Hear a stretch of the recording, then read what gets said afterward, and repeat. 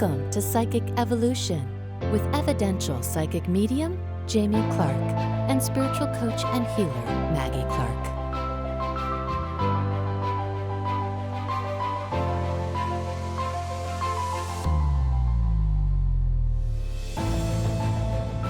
And welcome back to another episode of Psychic Evolution. I'm Jamie Clark. And I'm Maggie Clark, and this is the podcast where you discover the psychic potential within to empower yourself and manifest your psychic and mediumship gifts. And these abilities are so natural, they're supernatural. And today we are actually live with our guest, and this is Victoria Liljenquist today.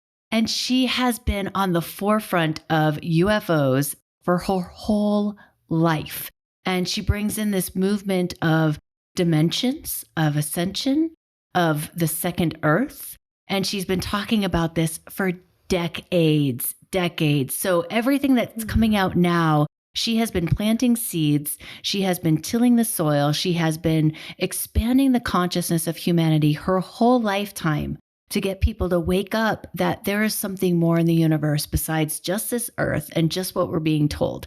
And today, first of all, she's award-winning independent documentary film called Encounters with Angels, UFOs, and Divine Messages. And this was back in 2005. And this was featured in New York City at the Independent Film and won an award for one of the best independent films. You can still find this on DVD when you go to our website, which is victoriaslight.com. So you check out the film if you want to see it. And we also want to just really get in deep in this interview because there are so many messages that brought her to this planet. And so many messages and really beautiful, magical, and mystical experiences that allowed her to be here and has shaped and formed and cultivated her life. And so we really are going to focus on one of our favorite topics, which is extraterrestrials and UFOs today. But again, there's also angels, other celestial beings, other archangels, many things that we might get into. And we are live on set, and we want to give thanks to our friends for allowing them to film in their house and to podcast record. Thank you, Liz and Dave. And thank you, Victoria. Yes, and welcome, My Victoria. pleasure. Thank you. Honored that you're here with us today. Oh, I'm so honored to be with you too. Thank you so much. And we are looking forward to sharing your life experience and the adventure of what you've been on. When did your first spiritual experience happen? When I was 5 years old. And what happened? Ezekiel, the prophet Ezekiel, came to me in my bedroom. I was sitting with my crystals, having a conversation with the universe and saying, how are people so oblivious to the other life forms? And at that moment in time, he came to me and he said, Victoria, at the age of 40, you shall go among the people to teach love and forgiveness, and you must walk the path of truth and integrity, and you must initiate on behalf of humanity the great and glorious event. I did not know what the word initiate meant. I went and asked my father. Apparently had a lot of insight and his own experience. 1947, I believe. Can you share that? Well, February 12th, about 2 a.m. in 1947, my father was heading down through Reno desert by Pyramid Lake, and he was always picking up hitchhikers. And he came upon a man that was dressed biblical clothing in the middle of the night, kind of out in the darkness. I mean, he didn't see the clothing until the man got in the car. And he proceeded to explain to my father all about his life and all about the universe and then all about me. And I wasn't born yet. And my father was a very intuitive, prophetic man, although he used to chase Russian spies. He worked for the CIA back in the 1940s, but he was leaving that life and when all this happened. So anyway, Ezekiel proceeded to explain to him about me. And my dad says, well, I was told when I was a kid, because of my childhood diseases, I can't father children. And so he leaned over and put his hands upon my father and blessed him. Then he got out of the car and he dematerialized in front of his eyes. And my father told the story hundreds and hundreds of times over the years to all the family, all the relatives. Oh, yeah, our dad told us the story because it's just been passed on through the generations. So everybody knew about it. Except he did not tell everybody the part about me until he was on his death. Standing there. Well, till he was on his deathbed, and then he said, Wow. Victoria, do you remember the story? And I go, well, of course. I've heard it 1,000 times. And he says, well, you need to know that he told me about you, and you just must stay focused and on the path. And then he died. Wow, that's beautiful. Now, I do have to ask, though, dematerializing, how did he describe it? He just got out of the car and he was... Is that amazing? Wow. Yeah. I think that brings up an interesting dynamic with the materialization. Yes. And that is materializing. That teleportation stuff is very real. It's very real. Yeah. And I've been teleporting all my life. And has that helped infuse you with more knowledge in a universal scheme of things and the ability to maybe help humanity in a more simplified, less complex way with your knowledge about that? Yes, I try to help people understand that we're limitless, and they might not realize that they're teleporting at the time. They might not recall what transpires when they're teleporting, but when you're ready to teleport, there's a sensation that will come over your body, and you might even feel a little bit of pressure right here across the forehead, and it's like a wave comes over you, and you're gone. Excellent. And then appearing someplace else? Well, many times, yes. Like I used to stand in front of the mirror in my bedroom and purposefully teleport to India or someplace where I needed to assist the people during earth changes or whatever. And I was told by 2 extraterrestrial beings in Sedona in 1994 that the time would come when I would beam here and beam there. And I didn't quite know what they meant about beaming, but that's teleportation. Right. What has been given to me is a tool to help people understand what's happening to them. That's the important thing about sharing these things, is that, yes, you're doing it too. You just might not be realizing it. Or when you've teleported out of your body, and then you come back at 2:22, 3:33, 4:44, you've actually been on the ship in caucuses and conclaves and orientation meetings where we're planning, we're organizing what is coming for us. And so people go, well, yeah, I've been doing the 2:22, 3:33. Well, that's when you come back into your body. That's why you wake up in the middle of the night. You have been there. So this teleportation is a precursor clue for people, because the time will come, which I've been very involved with the hierarchy of the fleets. Cool. And the preparation of the unification of all the benevolent races that are lining up. They're on standby to assist Earth. So this is part of the plan that when I'll kind of reel back a year and a half ago, Jesus and Mary came to me on the 27th. Again, there's another 9. It's always synchronicity numbers of September, the 9th, September 27th. Mary and Jesus came for 4 hours.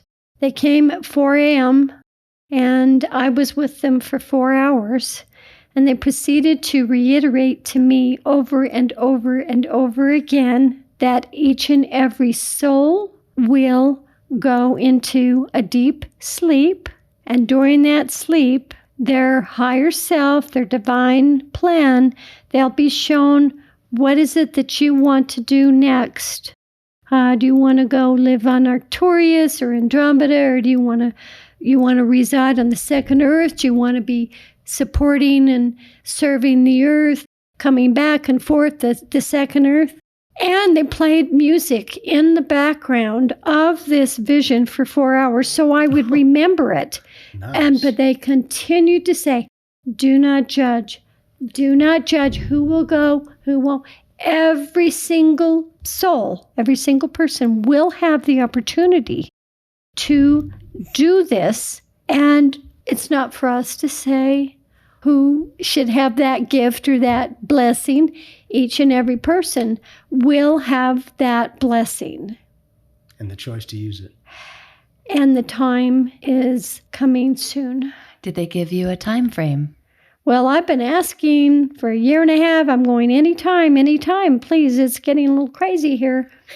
But based on how much I've been teleporting out of my body for the last few months, they have indicated to me that the signs that we're seeing, first we had the truckers, then we have what's going on in Russia and Ukraine. But I was on a mothership a year ago over Russia, observing Russia and Iceland and with the fleets talking about what is lining up. And then lo and behold, a year later, we're looking at Russia and Ukraine. And the information that you were gleaning, did it play out the way that you knew it would? Or was it just information that you weren't exactly sure that it would maybe be playing out as a potential warhead? I wasn't seeing war a year ago. Right. I was working with all of the benevolent races that have been on standby because 3.5 years ago, on the 9th of September, they took me up on the Nordic ship and I sat with the Nordics and they explained that all these benevolent races were lining up to assist humanity. And I go, oh, thank you. And they were stroking my hand and they said, do not be sad, Victoria. You have support. They're all lining up. And then they explained some other things to me about, and your friends that can't find their soulmates, don't worry. Higher beings will be embodying to come and be with them as well. So I've been waiting for 3.5 years from that, a year and a half from the other, but it's always ties into 9. I'm a 279. But they did not show me a war there. But what I will say to you is that what the galactics are indicating to me now is don't worry, don't panic, because the preliminary things are happening to unify humanity. So these are things that have to create the oneness. And I believe because I was shown the second Earth, the arrival of the second Earth in a series of 3 visions in 1997. And I was shown on March 30th, which in this photograph here, they told me to film myself in the hotel in Lake Powell, and I went on to the mothership, and I started to dematerialize and film, and this is the same rainbow energy that comes out of the ships. Nice. But they showed me 2 Earths, and so looking long distance, I saw our Earth, and I saw this other Earth, and I saw this kind of cataclysmic or rocket or something transplanting from here to the second Earth. And I did not know really what it meant, and I had not heard of the Native Americans ever talking about the second Earth at that time. This was 1997. Well, the next day, I looked at the camera and I said, well, I was on the mothership last night, and they showed me these 2 Earths, and I need more information. The following night, I was in Salt Lake City seeing family for Easter. And I said, I know I don't always get to have visions 2 nights in a row. But fortunately, I was given the second vision. And at that time, I was on the balcony and I was watching the frenzy of confusion of humanity. People just, what we've been witnessing for the last few years, it just gets kind of crazier and crazier. And I say to them, as I look into the sky, there's no sky. All there is this enormous planet coming. The planet is coming to us. No sky. And they're going, who are you and what do you want? And I said, don't be afraid. This is beautiful. It comes and it merges. Now, it has been bleeding in a little bit on and off over the last few years, but it merges briefly and collects those souls that are ready. Mm-hmm. And then it moves away. Now, with that connection, in connection with the 5D, fifth dimension, what if that maybe is tying into this second Earth? It is. It is. Because as that Earth moved away, I heard a voice say, Victoria, this is your new home. Mm-hmm. Now, granted, it can be metaphoric because I've always said that we're here in this dimension and we can walk through the doorway and we're in the other dimension. And we're going back and forth. So it's not about walking onto a ship or getting teleported, but there is a preparation scientifically. I haven't had visits with scientists about this particular part, but our bodies are being changed from matter to light. And so it will facilitate our total ability to morph in to whatever we need to do. I'm a dowser. I'm 100% on. They telepathically tell me everything. Yes, I'm receiving information at all times. They're even talking, to me during this interview. But the third vision, my boyfriend at the time, I could see him clearly, but then I would look and the whole panorama vision was in front of me. And I saw myself opening up the shutters and looking out, and the earth had made the shift, which led me to believe that we will do it into a sleep. But then years later, Jesus and Mary explained we're going to do it through a sleep. That will be the vehicle, the sleep time. So when I looked out, the earth looked the same, yet all the negativity was gone. Well, like going through a car wash. But as we've been evolving, and our consciousness and more people are waking up. And then my experiences are more ultra-terrestrial, the Andromedans that I'm working with. My assignment is I'm over fleets of the Andromedans and Nordic groups. Mm-hmm. And then I'm also on the Council of Light. Nice. And so this is what they had presented to me would unfold. So now here we are, people waking up. All of these, even everything we went through the last 2 years with the big C and all of that. I mean, we always look at the blessing of everything, even though something might not seem like a blessing, but it is a catalyst. It is a vehicle by which to activate in our cell memory that knowing and the remembering, because we have it all back here, and then it is revealed unto us at the appropriate time. And so here we are. This is a very incredible window of time.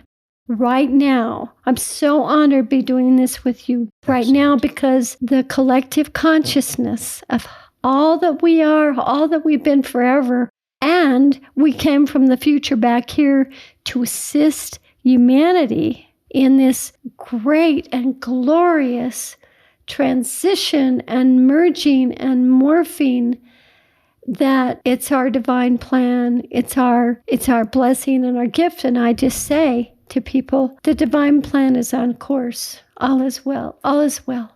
We have been in the illusional. It's an illusion. It's not reality. We're going to universal reality. So just be joyful and be in the moment and love and forgive and serve and trust. Trust. And when you look in the mirror, when you look into the mirror and you look deep in your eyes, you're speaking and looking into your subconscious mind. And that's where you'll say unto yourself, okay, I claim all my divine essence, all my gifts, my whatever I brought here. I claim peace. I claim faith. I claim anticipation, because the time is now. and accepting it. That's the big thing. But I think you bring up an interesting point. From a lot of these worldwide dynamics can be very challenging. Yeah. And so now what if just there's a little bit of preparation within our intergalactic and galactic brothers and sisters that they're being activated now, so that when our brothers and sisters are standing before us physically, and they've always been here, but that religion as you know it is gone. Right. So now, what if it's part of the acclamation of humanity? And that tipping point became literally the tipping point of consciousness. Now exactly. Into the next experience. Totally. And in that connection, a lot of people are waking up to their own cosmic heritage. It's true. And we had to go through this period of time because it's a precursor. I mean, there's all these clues they've been telling me for a long time. When certain things happen, they go, well, this is one more sign. This is one more prerequisite. Have your brothers and sisters shared with you any of the other intergalactic beings that you've been on other worlds, on other dimensions, and some existing at the same time? Yes. Have they shown you and given you any other vehicles or planets possibly that How much time do you have? How much time is there? There is no time. It's effortless. We are in a state of timelessness now. Time has dissolved and we are in timelessness. So we are, not everybody maybe is experiencing it, but we are experiencing dual, multi-dimensional realities all the time. I mean, the galactics don't give me details on that. They just let me sort of do my thing. Have you begun to see other brothers and sisters, intergalactic and galactic, that are appearing on this planet? Yes. That are coming to either hang out, work with you, or to help humanity in other ways? Yes. Because, I think it's getting even more intensified, more amplified. I've found it interesting because all of these dynamics are allowed to be. Everything is happening, the good, the bad, the happy, the sad, everything right at the same time. Simultaneous. Yeah, and I think it's beginning to start to emerge from people that as starseeds of consciousness, so that we're the inside job, they're starting to wake up to their true essence as that eternal being, to go, no, I'm here, but I feel like a stranger. I don't feel like I know people. Do you see a lot of people going through those kinds of circumstances? I have. A lot of people will call me and say, I just feel like I'm experiencing several dimensions simultaneously. And the veil is lifting for all of us. Have the brothers and sisters shared with you any of the other yous that you've been as the eternal you, maybe in other universes? Have you gotten back to go see you in that capacity? I have. What happened? Well, there's so much. But I will say that one night I saw this 8-foot person on a cliff and their hair was blowing, and I'm going, oh my gosh, that person's big. And then I go, oh man, it's me. How did you know it was you? Because I just knew it was me. And when I went up to Bumblebee Canyon back in 1996, and I'd had the premonition transmission, if you will, of the mothership coming over Phoenix. And I was told that it was happening in March and everything. And I was there having that experience. These guys were driving up the hill in, one of those RVs or those 3-wheelers or whatever. Sure. Yep. And they stopped and they were looking at me and they started screaming and they go, oh my God, and I'm going, don't be afraid. It's just me. They couldn't see me. They were seeing the other you. The fullness. Oh, nice. And they scurried away. And then I panned the sky. And then one of those Merkaba vehicles was right there. I know I've had many past lives on this earth, but I've had many lives in the universe, on other planets. I think a lot of people definitely have those feelings. I'm a clinical certified hypnotherapist, but I didn't really get off on doing past lives because I felt like I wanted to help people look forward instead of back, because It's who you are now. The gifts that we receive, that we brought through the ages of time and space into this dispensation of time, those are the things that we remember. The way they transmit and reveal things to me, I can't always give it to you in human definition. But it's like a knowing, like when certain things happen.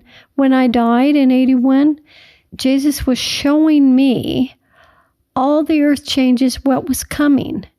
And then as we had this hurricane here or this earthquake here, I'd go into autopilot and I go, oh yeah, I remember you showed me that. And then, when he came in 2014, put his hands on me and I said, you coming to take me this time? Am I going to get out of here? And he says, it's not your time, but it's humanity's time. And so we've been on this fast-paced thing, but everything is kind of bleeding in and out. Many people go, oh, I must be getting Alzheimer's because I can't, something or a song or a person that I knew who they were or I knew all the words, and all of a sudden, blank. Well, the reason why is because the new reality is bleeding in and out. In and out. And so I explained to them this isn't a bad thing. I mean, young people it's happening to young people, not just older people. It's not a dimension or not. People start thinking, it's not dementia, it's dimension. Nice little word there. Yeah. Huh. When being on the ships, did you see any others that you knew? Any other humans that you were connected with? Yes. Many times when I'm lecturing here and then I see people like when you guys felt familiar and everything, and I'd say, you look familiar, but you're wearing something different on the ship. Mm-hmm. And so I do see different people that I know. And a lot of people say, well, so are we going to forget everybody? And I go, no, we're not. We're not. But what we might forget is the things that weren't pleasant when we make this transition. It's interesting, but that brings up a very strong dynamic, and that is letting go of those memories. Chi, my master guide, a lot of us will do prayers or intents that we release whatever circumstance. And what he shared with me is it's basically releasing your conscious connection to it. Yes. Your Solodex registers everything in every way. Right. So, I learn a lot from my master guide Chi because he's not from this universe kind of thing. Wisdom gained forever, every experience. Yeah. But it's not like they're going to go through, there's not going to be pain. There's no pain. I mean, I've been shown there's no pain. And yet still a physical body, a physical planet. But our bodies are changing from matter into light. But people say, well, I really wanted to have that physical relationship with my one and only before I left this reality. And I go, don't worry. You'll still be able to have that. Because I've been living, for 28 years. I have a partner, I have a life, I have a family, and I go back and forth and I experience them. Get the fullness of life experience. You do. You don't have to trade off. What if potentially that Earth too is heaven as we perceive it? Oh, it is. It is. It's heaven on the second Earth. It's the new reality. It's the golden age. There's many definitions that people have for it. That's why I really wanted to show all these things through film, because it's more exciting. Yeah, well, people want to see their visual as well. Seeing is believing. Like when I did this documentary, I had no idea it would go to Hollywood and to New York and win in those film festivals. I didn't do it for that reason. I just said I had all of this film footage and all of interviews. I used to go down to Tucson and do cable TV and everything. It was like, well, if my life ended tomorrow, which, I've kind of been walking the edge a lot for a long time. It was like, let's just do this. And then somebody says, oh, you need to take it to the film festivals and all of that. I guess just getting it down so people it would help open their minds up to what they're experiencing. It's all about oh yeah, I can relate to that. I saw that as a kid. Or it's all about serving and helping people remember who they are, because we are one. It's about all of us. Some people say, oh, you're just so special. You're so lucky. And I go, there's no me. There's only us. There's only we. It's who we all are. It's what we're co-creating together. So I definitely think that I see this more as like the potential of what the human race was meant to do. yes. We were meant to be light bodies. We were meant to be able to have our own Merkaba ship and turn into that on an Yes. energetic level. It's just encoded within us. Yes. And I do agree with you wholeheartedly. Until we know ourselves, we never find that light. We never find the extensiveness of the energy Yes. we can tap into. And our human potential is just off the charts. We don't give ourselves enough credit, only because we've been conditioned to think very narrow-mindedly as well in Right. terms of the human potential. But when you Yes. tap into your own essence, your own soul, your own power, your vital life force energy, you have all these amazing experiences, whether it's past life memory or connecting with, our aliens, brothers and sisters. Yes. And I always tell people it's an inside journey, like to know yourself. This is where you find the magic. And this is where you can hear, you can receive messages from Jesus, messages from our brothers and sisters. It's that potency of the human. I call it, we're human becomings. That's what I always say. Yes. We're not human beings. We're becoming something as more. we be, Yes, as we be. become. Yes. As we practice being, we become all of the wonderful things that we have been forever and always on our journey of Always. remembering. Yes, I've always had the potential. Yes. Always. Exactly. We came in with the cell memory, and that's the beautiful thing that's happening now, is that the veil is being lifted and people are remembering, more people are waking up. It's a glorious time to be here. We've been waiting a long time to see this. And what I love is that your word choice, ascension, I listened to Interview from like 2009. That was barely a word back then.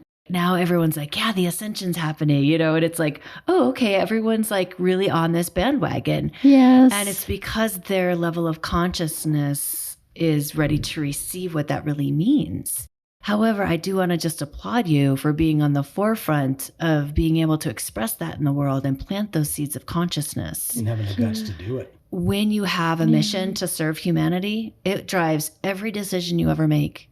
And it will for the rest of your life. Once you make that commitment, you never go back. It has. And I think I've been married to my mission. Yes. Really. Yeah.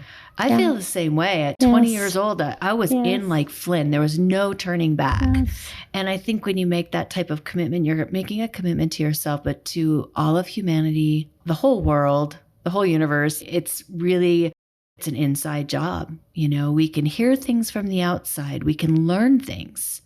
But actually taking the learning and discovering the wisdom of that, it all happens in your heart and in your soul and where you find yourself. So, And we're always learning. So thank you for that. It has been an honor and a blessing. I feel really, really joyful in my timelessness.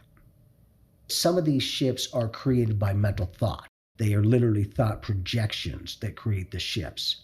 To me, if that's the case and it's a thought projection, when you're on those ships, you are literally walking through people's minds. That's really interesting. Because all of these different dynamics is, what if it's the tunnel effect? What if it's from this planet That's to a the next? very to that? fascinating thought. When I'm filming and I have boxes and boxes, I've been filming, I've spent lots of time in the field since 94. They've all felt very tangible. Yeah, because they are.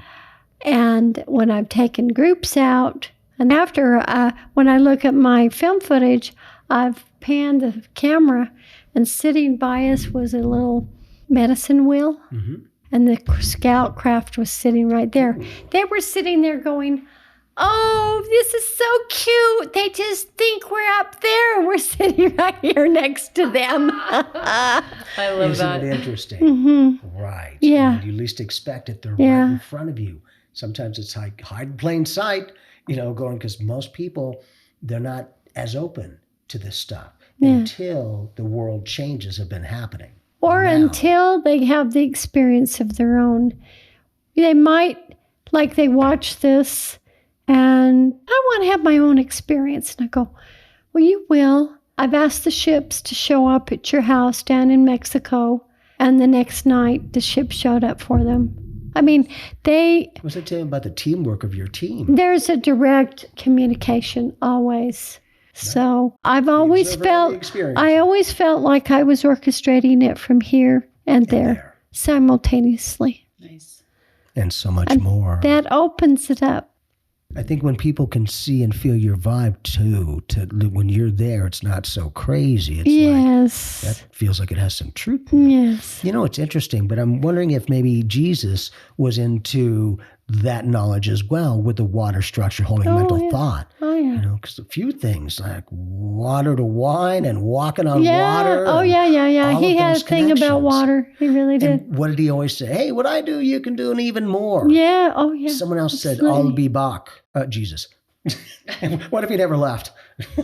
What if the ability to multidimensionalize, I used myself. Well, you know, I feel that his essence embodies all of us. Yes. And Christ reminds me of when I spoke in California and I had 500 people there and I had an interpreter and speaking Spanish. And Billy Meyer's son was on the program. I was the only American woman on the program. And afterwards, I walked off the stage and everybody ran out after me and they were crying and waving their hands. And my dear friend, Jose Escamilla, who was my editor of this, I don't know if you're familiar with him, but he discovered the rods and he did the movies about the moon and everything. But anyway, he was standing there with me. And I said, what are they saying? Because they were crying and waving their hands. And he says, they said they saw Jesus standing behind you. Nice. But here's an interesting thing that brings up for me is, I always say, do you really think there's only one Jesus who goes around when more than one person calls on him at the same time on this planet? I'm willing to bet out of 7 billion people, there might be at least 2 at the same time. He's not doing this. Well, I got to go. You just each and all alike. Yes. With complete clarity, focus, and efficiency. Yeah, because he has the ability to do that. As we all do. We all do. See, and I think that's part of the way shower is with that, we needed a human to be sharing these spiritual beliefs. Yes. Because if it was just words, people would be like, how am I supposed to fit that in? Yes. You know, and I kind of equate that because I'm not a doctor or any of that. But like they have that in the body of consciousness for the universal consciousness, we also have what they call laminin, Laminin, which is in the human body, the cellular structure orchestrator. Kind of interesting, but that one energy orchestrates all the cellular structures, the eyeball cell, the eyeball cells, the finger cells. It is all uniquely organized with perfection in the cosmic body of things as well. Absolutely. You start to Well said. Yeah, thanks. You start to see that reflection in so many different ways to go, wow. A lot of these spiritual things that have been said that people are like, yeah, I'm now having my firsthand experience, not secondhand, firsthand. Now it's real. Have you ever been to the abyss? I've been there once in my life. It is complete blackness.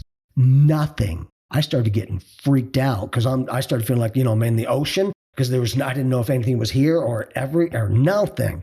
And then as I started freaking out, off to my left-hand side opens this portal, this circle, and out comes this flooded golden light. And there's these 3 people. And I'm like, oh my God, that's the tunnel of light that people must see when they graduate. And bip, I was instantly pulled out. But seeing just my awareness is that 0-point field, that nothingness is pure potential of everythingness. And the beginning was the darkness and then the light and all of those. Yes. Is there a potential that some of these black holes are interdimensional, interuniversal? Oh, I totally agree. I totally agree with that. You're pretty brilliant. By the way. Thanks. I just got a hunger, man. I'm like, I just love to listen to you speak. Well, we'll do some more talking as well. That's really cool. Yes. And, the other thing we hear a lot is from our starseeds, people that are waking up going, I don't feel like I belong here, but they want to go home. But what you brought up was so important is that you are already there already. There is a part of your consciousness, part of who you are. Yes. All of who you are is at all places all at once. But it's Exactly. important for these starseeds to remember that, okay, you're here on Earth, just be where you are. Be here. Don't long to be somewhere else because you are somewhere else. Just remember, recall, enjoy it. And Enjoy the trips. journey. Yes. Enjoy the journey. Half the Yeah. fun Yes. is the journey getting there. And Yeah. enjoy the trips, because when you do accept that you can be teleporting in your dream Yes. state, or when you're laying down, or when you're taking a nap in the afternoon because you absolutely have to right then. It's those little times to remember that you have other jobs that you're doing, most Yes. likely, and you're doing a good job. But still be present when you're here as much as you can. Yes. Don't long to be somewhere else. Just be where you are. But remember where you've been, and remember where you also are. Well, if you want to remember, one thing as a hypnotherapist, I learned this. This was what I used to take people into trance, but it also is, before you go to bed at night, take this finger and you focus on the finger. And you breathe in and out and in and out. And then you touch your nose and close your eyes down and you say, I give permission to my higher consciousness, my divine self, to allow me to remember everything that I do this night, to support me if I feel like I need to have more sleep. I'll have 2 hours of sleep, but it'll feel like I've had 8. Whatever you want to say, and then you just come back. A lot of people have found that they have some walls, some blockages. Maybe it was attitudes, growing up or whatever. And so we want to just work with our subconscious mind so that we can give permission to remember. And the more we love and we give permission to just remember all that we're doing, all that we've ever been, and we practice the beingness to become, it just makes it a lot easier. And just so our listeners are following along as you're listening to this podcast, Victoria is holding her pointer finger about 4 to 6 inches from her nose when she's pulling it in, and then she touches her nose when she asks to remember whatever it is that she wants to remember. And then she takes it away, gives gratitude. Yes. Yeah. So we want to thank you so much for joining us today. You're This welcome. is really a blessing to get to know My you. pleasure. And then please go to Victoria's website at victoriaslight.com. You can see pictures, there's YouTube videos. You can find her on YouTube. Just research Victoria. Liljenquist, Liljenquist. Perfect. One other thing, is there any technique or tool that you could share with the listeners on how to make their own connections with our brothers and sisters? Well, they just have to visualize what their heart desire is. I mean, they might look at their life and say, well, I think that experience could have been contact. Stop doubting yourself and just embrace that your dreams, all your wildest imaginations are very real. And it's just about loving. I mean, when you look at the stars, I've been looking at the stars since I was little, and I was going like everybody else, like, you left me here. But the thing is, it's just about believing. It's about faith, love, unconditional love, not just for others, but for yourself. At this point in time, I'm doing a lot of just phone sessions where I'll tune in with people, whatever they need. We'll give them a blessing. We're going to be activating things for them. And I'm always here to assist if they want to come to Sedona and they want to go up on a mountain and experience for themselves the Merkaba vehicle. I mean, that's a whole other show. Mm-hmm. Yes. I would love to have you back if you would love to be on. I would love to. Cool. We got a Yes. lot more to talk about. Absolutely. Lots. Yes. Good. Okay. So thank you. Thank you. Thank you. very Blessings. much. God bless. Jamie and I have a great announcement for our Starseed Awakening Yes. retreat. Now it's going to be myself and Jamie and also Vivian Chevette. And she was on season 3 and season 4 of the podcast. And we're going to have her on again season 5 because we actually love her. She's an Arcturian hybrid. We're having a weekend retreat here in Phoenix in the end of July. We'll have links in the show notes for that retreat as well. We really are going to dig into freeing your inner space astronaut to connect you and immerse yourself in your starseed heritage. So there will be DNA activations, planetary grid realignments, Arcturian holographic healing. We're going to get into the astrology of some starseed connections that are happening right now and happening in the next few years, and also ancestral starseed mediumship by your one and only Jamie Clark. So if you don't know this, Jamie is really good about reading your starseed connections and some of your previous lifetimes, or maybe even future lifetimes, with those starseed lives. And so we're bringing all that together in a weekend retreat, July 22nd to 24th in Phoenix, Arizona. So we'll have links in the show notes. And if you can attend, we would love to have you. We're going to dig in deep to some cosmic connections. Thanks for being on this journey with us. We love you. If you have been enjoying this podcast, we please ask that you go to Apple Podcasts and go ahead and rate this podcast. Leave us an awesome review. We really appreciate your reviews. They mean a lot to us. And thank you so much. If you are listening to this on something other than Apple Podcasts, you can leave a review on our website. We also have a little microphone on the bottom right-hand corner of our website. If you want to ask a question and leave us a question, it will be a voicemail recorded. We'll play back your voice on this podcast and answer your questions if we can get to them all. Thank you guys so much for tuning in. We love you guys. Love and light, and we'll see you in our psychic evolution.